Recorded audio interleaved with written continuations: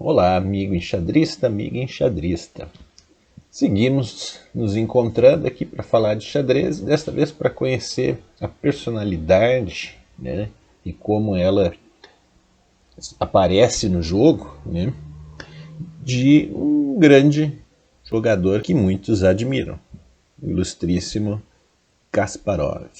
Então, se você quiser conhecer um pouco mais dele, né, e como a personalidade dele acontece no jogo dele, eu te convido a acompanhar esse vídeo até o final e me encontrar após a vinheta.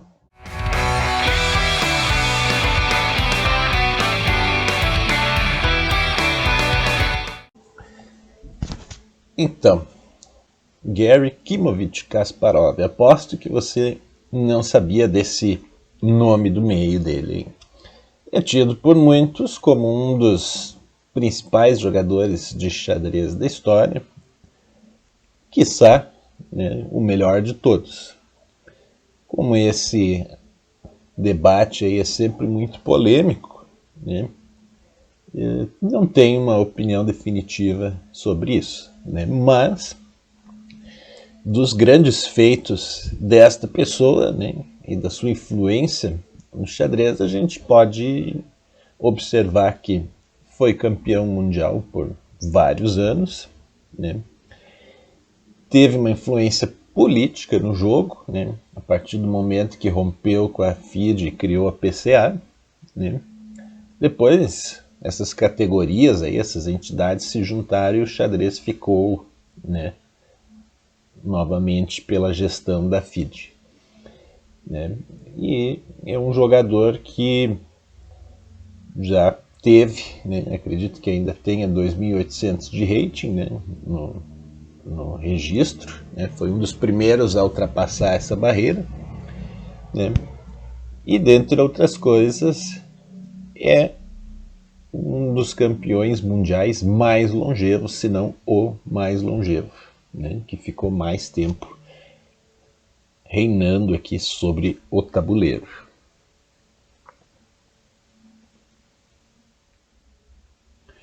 Dito isso, nós vamos colocar aqui uma partida do Kasparov, mais de início de carreira, tá? Separei duas para colocar aqui os lances, comentar algumas coisas sobre o que é o xadrez, o que é a personalidade dele ali, né? O que é pessoal dele, para a gente analisar características aí que marcaram a carreira desse grande atleta.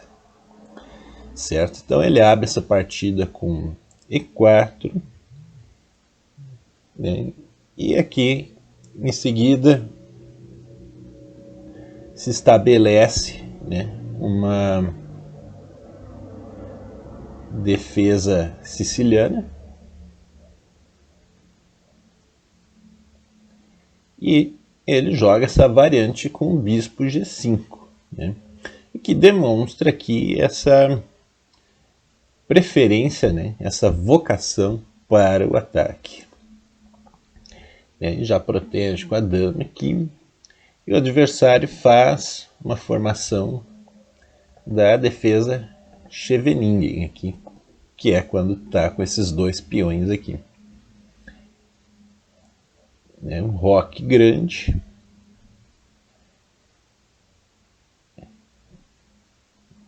E aqui a partida está tomando um caminho que vai, a princípio, para o universo, uma disputa de roque de alas opostas. O que estrategicamente, se você acompanha aí bastante o xadrez, estuda, se envolve, né, a gente sabe que existem pelo menos duas características de posições assim. Elas são de uma luta muito intensa e quem chegar primeiro, né, com o seu ataque no roque inimigo costuma vencer.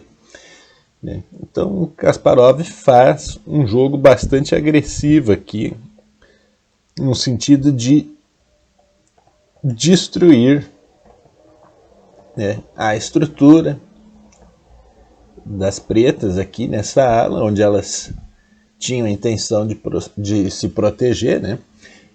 E aí deixa praticamente inviável um roque curto. Você vai notar aqui que agora ele reorganiza as peças, elimina mais algumas peças. E essa característica no jogo dele, olha só que interessante.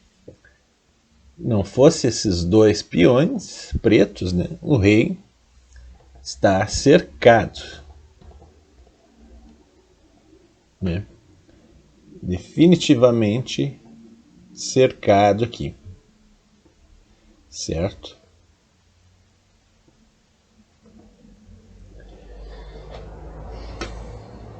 E aí o Sokolov, que era o adversário, faz esse roque longo aqui que não inspira assim muita segurança. Kasparov já sai imediatamente atacando as peças que são a estrutura, né, desse roque. E esse posicionamento da dama aqui, né, já é interessante, saindo, né, de possíveis ameaças com bispo ou com dama que poderiam vir. Né. Aí agora, dama F2, que parece que está se defendendo, né, mas está também atacando este ponto aqui lá no futuro. Né. Então ele tinha muito isso, cada jogada sempre tinha algum objetivo, né, de ataque. Né.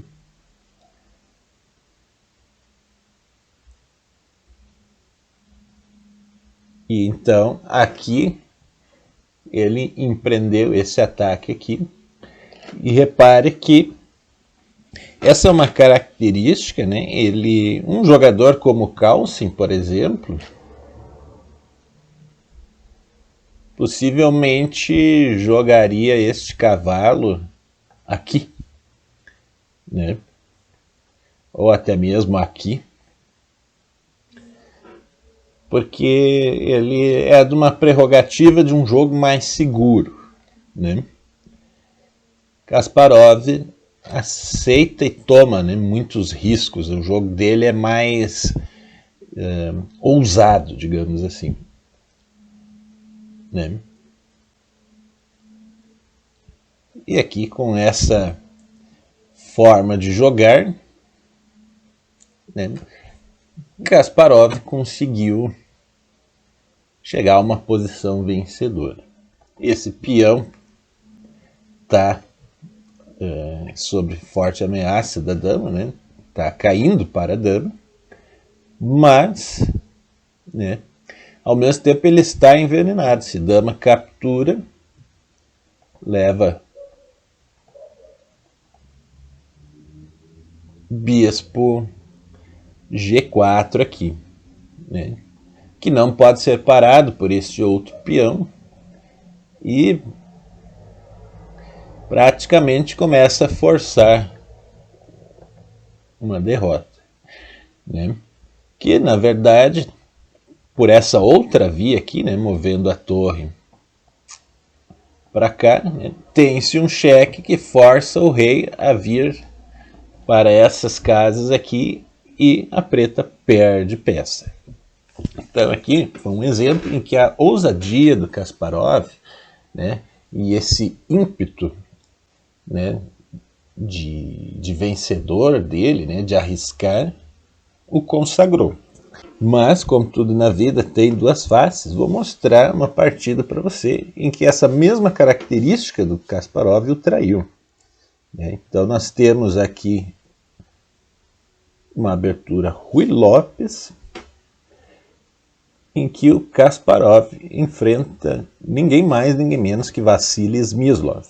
Ah, mas como é possível? São jogadores de outras épocas. Sim, quando Smyslov estava terminando sua carreira, Kasparov estava começando a dele. E aí houve esses encontros aí, assim como Kasparov já jogou contra Mikhail Tal, por exemplo, e outras grandes lendas aí, né, do xadrez. Certo? Aqui, apesar de ter começado com a formação, né, tradicional da Ruy Lopes, está se seguindo uma sequência de lances que não é tão comum, né? A gente vê os jogadores da elite jogando, né, porque normalmente não tem tantas trocas assim, um jogo tão direto, né? E que é justamente a característica da personalidade do Kasparov. Ele é mais direto e objetivo, agressivo, né? E normalmente o pessoal que joga Ruy Lopes vai colocando peça por peça, né, nas casas, tentando dominar ali a casa E5 principalmente, as brancas e as pretas tentando defender o peão que vai ali. Agora aqui você vê que tudo já foi trocado, né? E o Smyslov aposta no fianqueto. Kasparov, com seu caráter empreendedor, já vai colocando as peças para jogo. Ambos se protegem com roque curto, né? E aqui você vai vendo, né, Kasparov também se defendia de forma organizada, né, no sentido de reagrupar as peças, né, mas para rapidamente, né, fazer um agrupamento ofensivo aqui, né. Aí já coloca as peças para frente, ameaçando aqui esta casa, né. Smyslov o surpreende com esse ataque aqui, né? Um raio-x na dama, visando o peão. E aí parece até certo ponto, olhando para essa posição, um pouco esquisito como Kasparov, né, perderia isso aqui, né? Imaginar que ele poderia vir a perder, né, uma partida como essa, né? Mas repare que, por exemplo, assim, ó, esse bispo foi um tanto prematuro. Essa captura aqui, talvez a gente poderia julgar, né, que ainda que houve a recaptura, a dama saiu deste lugar aqui, né?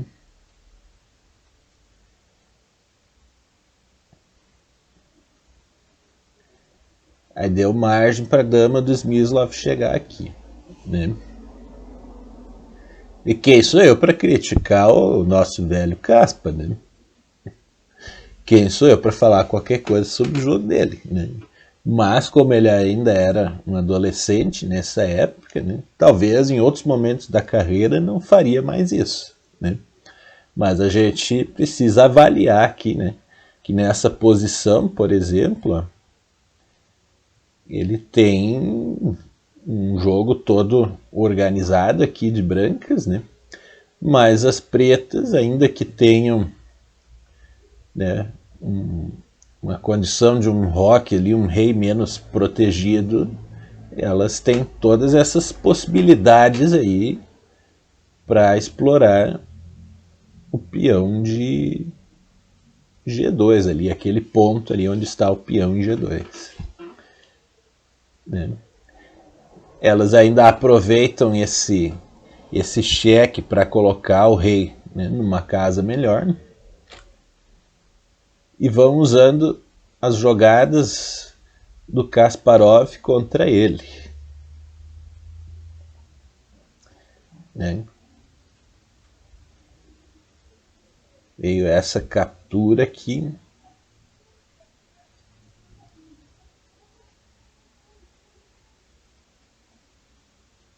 Agora, com aquele ímpeto, né, adolescente, ele captura este peão, leva este cheque aqui e já abandona, tá? E agora o Kasparov, naquele ímpeto adolescente dele, viu o peão bobeando ali, vou ameaçar a torre, captura aquele peão e perde imediatamente, né, após esse cheque de dama que ele já abandona. Agora que eu te mostrei a história dessas partidas aí do Kasparov, falei um pouco da personalidade dele, né, eu quero perguntar umas coisas para ti aí. Você já identificou o seu estilo de jogo? Como é que é a sua personalidade jogando xadrez? O que difere você de outros jogadores? Você tem alguma coisa parecida com os Kasparov, por exemplo? Sai atacando tudo, né, com precisão como ele, ou de modo desordenado, né, sem prestar atenção na defesa? Você às vezes sente falta de energia para calcular as variantes de jogadas decisivas, não consegue fazer planos, ou se sente emocionalmente afetado e sem recurso para lidar com isso na hora de calcular um plano? Pois então, para conseguir consistência e excelência do xadrez, 2 caminhos principais: estudar sobre o jogo, né, e entender de si. Para estudar sobre o jogo, a gente aqui nesse canal tem a parceria com o mestre nacional Gerson Pérez e divulga o método 6 pilares.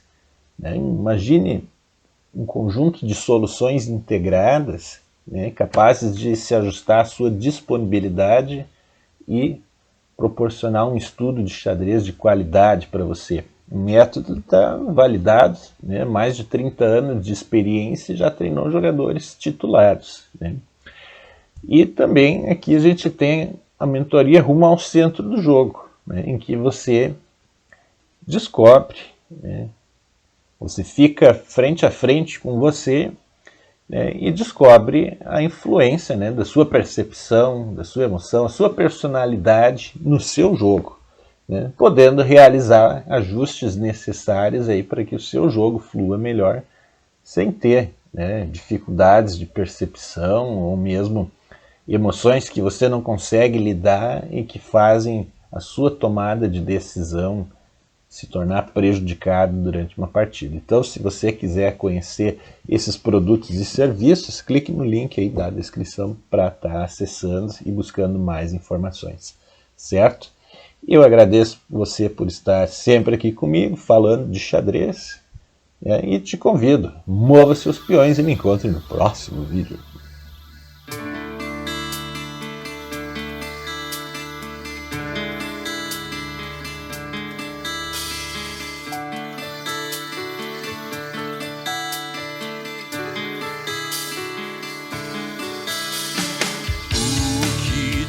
Da vida, se nem sempre nela estamos.